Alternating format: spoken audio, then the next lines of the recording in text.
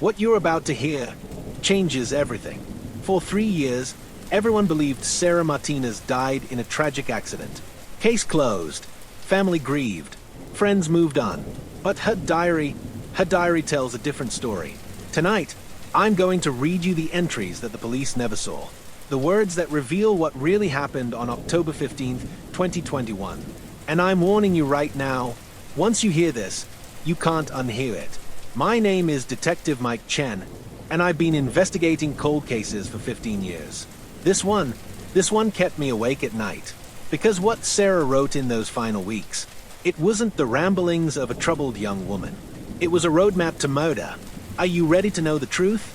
Tonight's story is titled, Her Diary Revealed What Really Happened That Night. But before you get comfortable, take a moment to like the video and subscribe. But only if you genuinely enjoy what I do here. And let me know in the comments where you're tuning in from, and what time it is for you. It's always fascinating to see who's joining us from around the world. Now, if you're wearing headphones, perfect. If not, you might want to put some on. Or you can lower the volume now, just enough so my voice blends gently with the stillness of your room. Close your eyes. Let your shoulders sink just a bit more into your pillow. You don't have to do anything.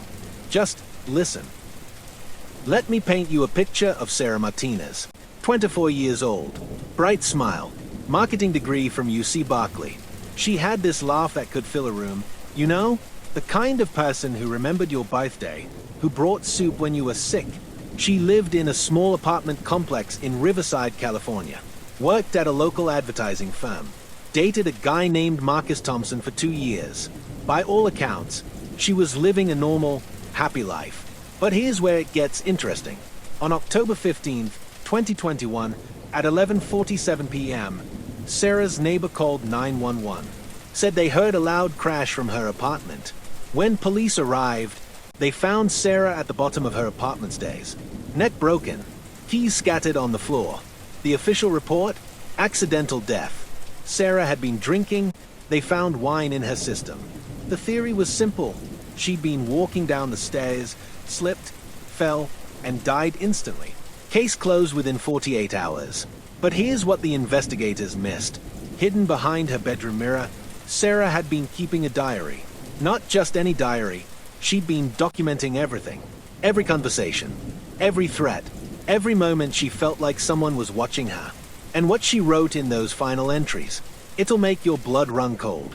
Let me read you Sarah's entry from September 20th, 2021. Just 3 weeks before she died. Sarah's voice. Something's wrong. I can feel it. Marcus has been acting strange for weeks now. Yesterday, I caught him going through my phone while I was in the shower. When I asked him about it, he got defensive. Said he was just looking for a restaurant we talked about. But I saw my text messages open. He was reading my conversations with Emma. Emma Rodriguez was Sarah's best friend since college. They texted constantly. But what was Marcus looking for? Sarah's voice? Continuing. I confronted him about it tonight. He exploded. Started yelling about how I never trusted him, how I was always suspicious. But here's the thing, I wasn't suspicious before. I am now. He grabbed my wrist so hard it left marks. I took a picture of the bruises. I don't know why, but something told me I might need proof someday. That photo was never found in Sarah's apartment after she died. 3 days later, September 23rd. Sarah's voice. Marcus showed up at my work today. Unannounced. Said he wanted to take me to lunch, but I could tell he'd been drinking. My colleague Jessica said he'd been sitting in the parking lot for over an hour before he came in. Just watching. When I told him I was busy, he got that look in his eyes. The same look he had when he grabbed my wrist. I checked the security footage from Sarah's workplace. Marcus was there, all right, but he wasn't just watching the building. He was watching Sarah through the window. For 2 hours. October 1st, 2 weeks before Sarah died. This is where her diary entries become truly disturbing. Sarah's voice, more anxious now. I'm scared to write this down, but I need to document everything. Last night, I woke up to sounds in my apartment, like someone was moving around downstairs. I grabbed my phone and crept to the top of the stairs. The front door was open. Open. I know I locked it. I always triple check because of what happened to that girl in Building C last year. Sarah's voice, continuing. I called Marcus, thinking maybe he'd come by and I forgot. But he didn't answer. Then I called him again. He picked up on the first ring. Said he'd been asleep for hours. But I could hear traffic in the background. At 2 a.m. I pulled Marcus's phone records. That night, his phone pinged cell towers in a route that led directly to Sarah's apartment complex. He lied to her. He was there. But it gets worse. October 8th. Sarah's voice. I found a key under my doormat today. It's not mine. It looks like it might fit my apartment. But I can't be sure. When I asked my landlord about it, he said he hadn't made any new copies. I'm changing my locks tomorrow. I don't care what it costs. Sarah never got the chance to change those locks. October 12th. 3 days before she died. Sarah's voice, shaking voice. Marcus knows about the diary. I don't know how, but he knows. Tonight, he said something that made my blood freeze. He said, "You always were good at keeping secrets, Sarah. But secrets have a way of getting people in trouble." Then he smiled. Not a normal smile. Something cold and calculated. Sarah's voice, continuing.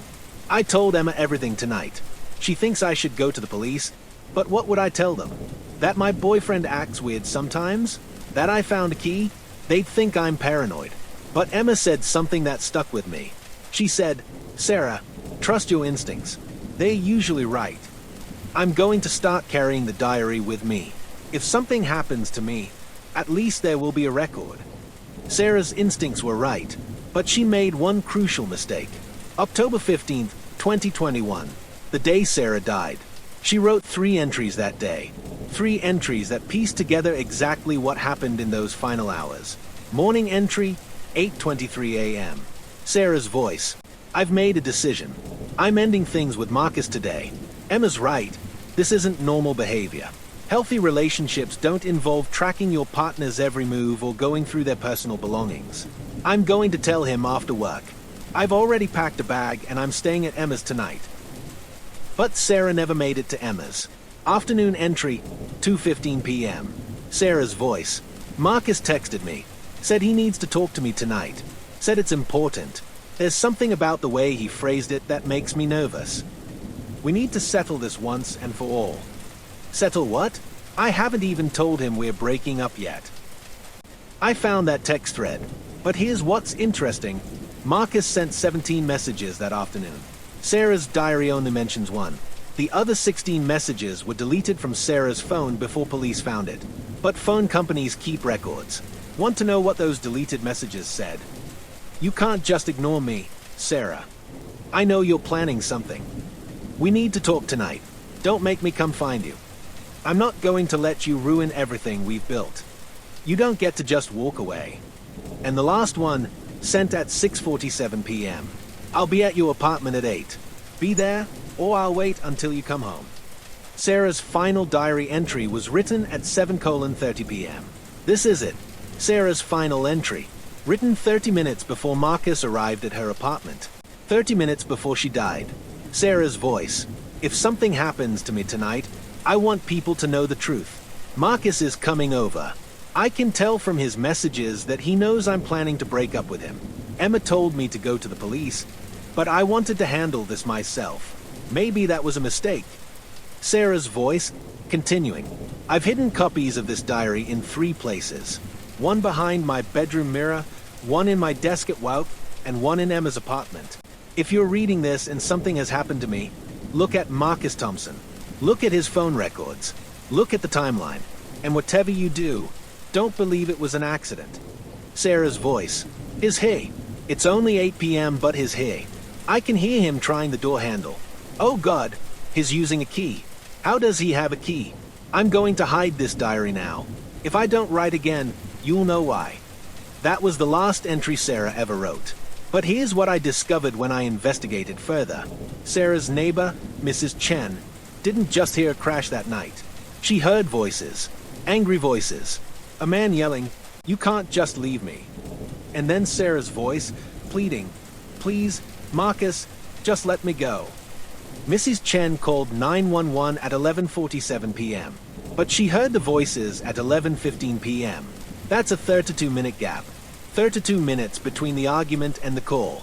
When I interviewed Mrs. Chen 3 years later, she admitted something she'd never told police. She was scared to get involved. She'd heard the argument, heard Sarah begging, and then silence. She waited half an hour before calling, hoping she was wrong about what she'd heard. By the time police arrived, Marcus was gone, but his car was caught on a traffic camera 6 blocks away at 11:52 p.m. 5 minutes after Mrs. Chen called 911, armed with Sarah's diary and the new evidence, I reopened the case. What I found was a systematic cover-up that went deeper than anyone imagined. Marcus Thompson wasn't just Sarah's boyfriend. His uncle, Detective Robert Thompson, was the lead investigator on Sarah's case. The same detective who ruled her death accidental within 48 hours. The same detective who never interviewed Marcus as a potential witness, despite the fact that he was Sarah's boyfriend. When I confronted Detective Thompson, he claimed he didn't know about his nephew's relationship with Sarah, but I found text messages between Marcus and his uncle on the night Sarah died. Marcus to Uncle Robert, 11:55 p.m. I need help. Something bad happened. Uncle Robert to Marcus, 11:58 p.m. Where are you? Marcus to Uncle Robert, 12:03 a.m. Home now. Sarah's dead. It was an accident. Uncle Robert to Marcus, 12:05 a.m. Don't say anything to anyone. I'll handle this. I confronted Marcus Thompson at his workplace 3 weeks ago.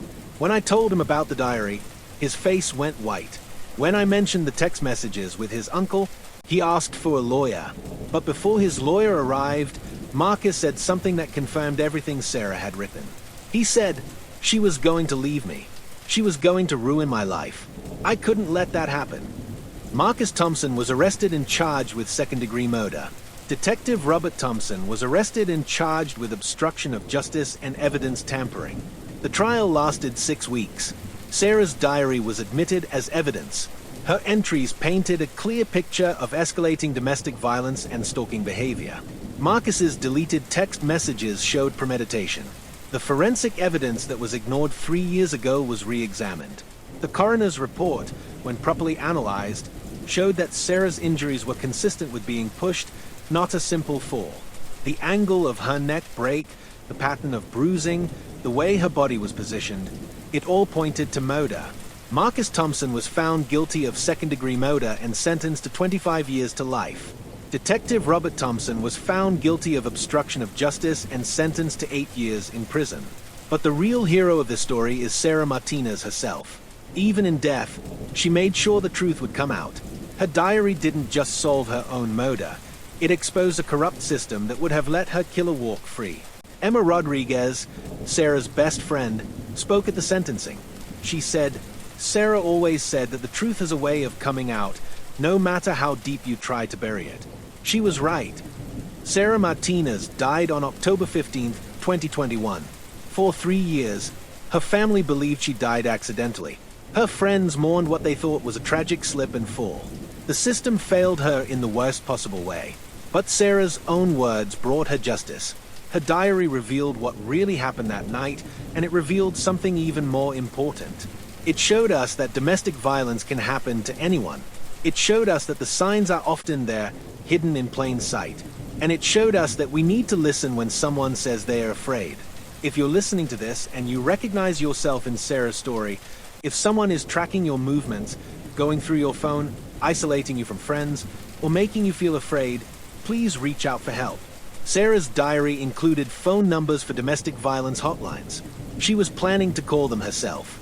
The National Domestic Violence Hotline is 1-800-799-7233. They are available 24 hours a day, 7 days a week.